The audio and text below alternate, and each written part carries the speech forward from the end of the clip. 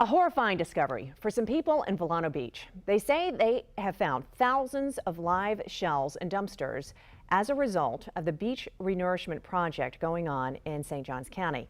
So they contacted me, and some of them saying this just does not seem right. I'm a shell collector. I've been collecting shells here for 20 years. I've been here. Kevin Askew lives in Vilano Beach. It's where the Army Corps of Engineers is working on a beach restoration project to help make a bigger beach. I noticed them with that big yellow machine. Sand is dredged from the ocean floor, pumped in through pipes to the beach, and then that sand is spread onto the beach. But Askew saw something he's never seen during this process. This little guy in the bobcat is filling that up with sand and shells. Askew said he saw the sand dumped into a large yellow screened box that was taken into the ocean and rinsed.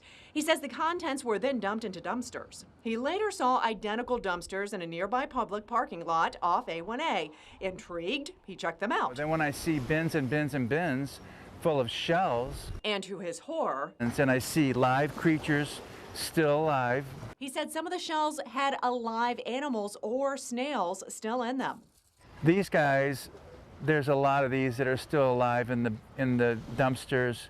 This one is not, but I did save about a half a dozen. I put them in the water here. They ran off. Other locals have told me the same story about finding live creatures in the dumpster. So I went over and I looked in, and they were all shells, dead and alive, and they were starting to stink.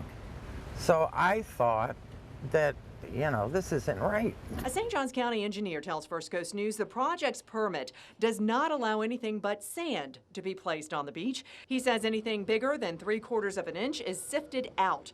He said there are precautions taken for protecting sea turtles, but he did not know what's in place to protect invertebrates, such as animals that live in shells. First Coast News reached out to the U.S. Army Corps of Engineers, but we have not heard back. Meanwhile, Askew and other concerned neighbors are worried about what is happening to the ocean floor if they're finding live animals in these dumpsters. It makes me want to cry. I'd like to see this process change somehow, some way.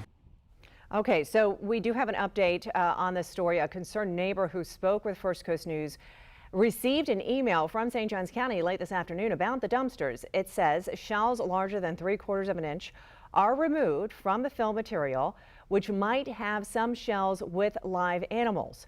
We are in contact with the Corps and the contractor to ensure permit compliance.